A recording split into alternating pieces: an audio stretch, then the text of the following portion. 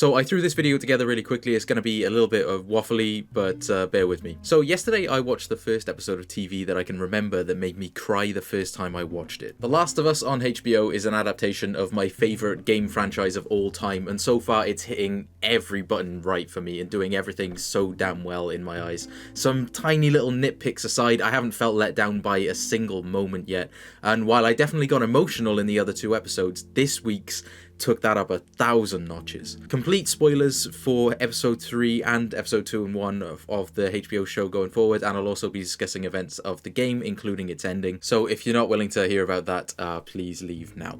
So episode 3 covers the Billstown period of the story, except it is completely different from the events of the game. For a start, the character Frank died in the game before he even got to speak a word, and yet he's in 90% of this episode. He's a core component of it, played beautifully by Murray Bartlett. Bill is still a hardcore survivalist, taking over a whole town and covering it in elaborate booby traps while making use of the town, feeling comfy with his mountains of food and guns.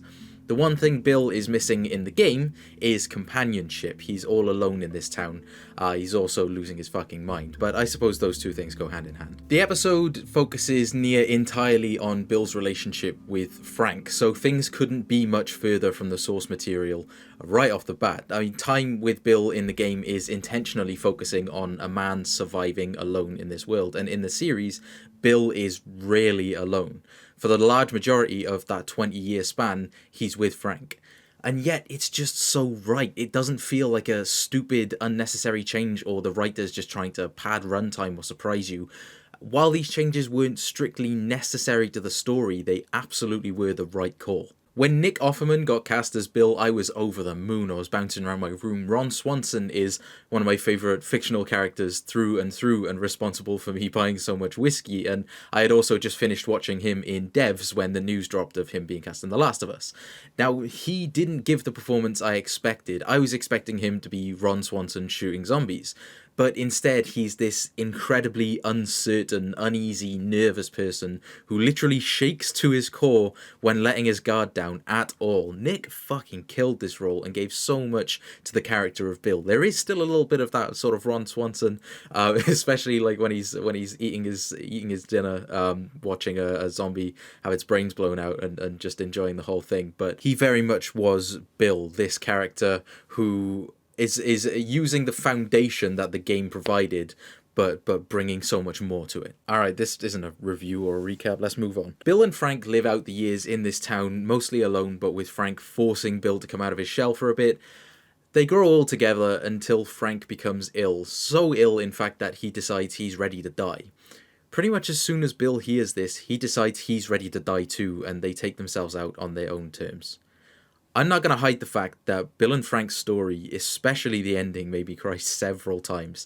It hit some deep nerves and was an intensely touching and heartbreaking story, but it was also such a change from what we came to expect. When Frank said he was dying, I, and I'm sure plenty of you, were like, okay, Frank's gonna die, Bill's gonna go cold and turn into the emotionless shell that we know from the game, just going through the motions, and then Joel and Ellie are gonna get to the town, he'll want them gone, give them the truck, roll credits, Bill's sad, you know. But that moment didn't come. Bill actually died before Joel and Ellie even saw him, and Ellie never meets Bill at all. While this is a huge change, huge enough to piss people off, I'm sure, especially the purists, I'm seeing practically nothing but love for it, and the change makes total sense. So, in the game, Bill is an example. He shows the player, as well as Joel, what happens to people in this world when they've got no one to care for, when they're all alone. Bill is an unfortunate result of such a cruel world, fighting for nothing but himself. There's every chance that in the game, after Joel and Ellie drive off, Bill packs it in, knowing now for sure that Frank is dead, and takes himself out. It might not have happened, but it's not unreasonable at all to believe that. Bill shows Joel what being alone looks like, while Joel is struggling internally with not wanting to face being a father again or getting attached to this kid, but also not wanting to be a hollow shell, kind of like Bill has become. This whole cutting everyone off and being alone thing may be the best method of survival, but it's the worst way of staying alive. Joel then goes and meets Henry and Sam, who make him even more inclined to attach to and take care of Ellie before that goes down the drain, and he's reminded again of the loss and how he doesn't want to feel these types of things ever again, and passes Ellie off to other people at the first chance he gets. Now, in this story, in the adaptation, Bill is still a message, but a beautiful one. Bill is a display of how amazing love can be. This survivalist machine of a person who made flamethrower traps and took joy in watching infected get their heads blown off, loved someone so much he didn't want to live a day without him, and so he didn't. They had a beautiful, full life together, and their story was not a tragedy at all. It felt weird to me for a moment when Bill served Frank his last meal and his last drink and didn't really show grief, like he didn't seem particularly upset. And then there's that reveal that Bill has done the deed and taken his own life as well, and they're both going to drift off together, so neither of them had to grieve. They weren't losing anything, they were staying by each other until the very last moment. A statement of how amazing love can be. It's helpful because anyone who's played the game knows that in the weeks to come the show is going to get into how terrible love can be. Whether it's Joel massacring people at the hospital and robbing the world of its only tiny chance of a cure, or Henry and Sam's heartbreaking tale, if that's going to stay the same, this is a story of the complexity of love and how it's not always a force of good. But here, for those two people a few miles outside of nowhere, it was everything. I especially like the bit where Bill played 21 Pilots on the piano.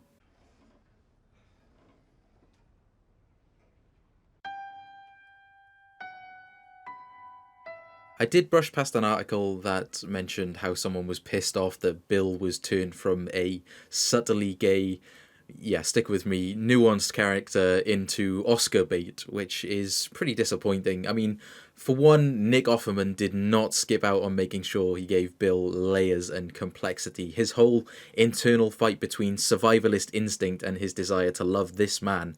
How he still stayed true to himself, like keeping a gun on the table when Frank invited guests for dinner because he still didn't like people, so on. And Nick killed it, and Bill definitely feels more interesting in this adaptation and certainly feels human, complicated, caring. Fuck it, let's take the raid. When the armed raiders came to his town, his instinct wasn't his own survival. He went out in the middle of the street, having not woken up Frank to fight. He gets shot and is immediately okay with dying, just telling Frank instructions that'll keep him safe when Bill is dead. He wasn't bothered by death, but he absolutely wouldn't let Frank die. Then it comes to an end, years later, and Frank's life is being taken by someone he can't stop with traps or bullets. So what does he do? Decides he's not going to live a moment without him and follows him to death. What's more true to love than that?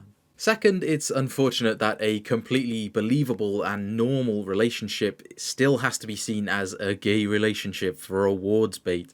It's a shame we're still in a time where the gay aspect is still getting so much focus. These things wouldn't be considered Oscar bait if people just treated them as normally as they actually are and they are represented. Anyways, that was no doubt just a bit of clickbait. My guy was getting rinsed in his replies section. And if you're one of those people who are pissed about the episode because it featured a gay couple, here is a photo of two men kissing, here is a photo of what you need to smoke, and please stop lying to yourself about the time when you found a guy attractive. You don't deserve to carry the weight of such a pointless hatred. No doubt we're going to see some more significant deviations from the game's source material in the coming episodes, but if they're all as excellently done as this and are all in the service of the greater good, then bring on them awards, because this show is going to be historic. Fuck, it already is. But wait, they made Bill gay? Unbelievable, guys. If you see here in this scene, it's subtle, but you can spot it. Bill has actually been turned from a straight guy to a gay man purely for politics. Total bullshit, 0 out of 10, Big L, Velma better. Okay, hello, sorry, I've been gone for a little while. Basically, I wanted the next video on this channel to be that The Last of Us Tommy DLC project thing, and it's still very much coming. It's not nearly done though. I thought it would be done in December, but between not having enough free time, energy, or creative fire, or having those three things match up at the same time, it's been so fucking hard to get this video done. The script was finished in like October, but the video is the hard part. I've recorded most of the audio stuff for it, but it's the video stuff and everything that's going to take the majority of the time, so it's still quite a while off. I'm hoping to really get into it some more and sort of take some more of that block off, you know.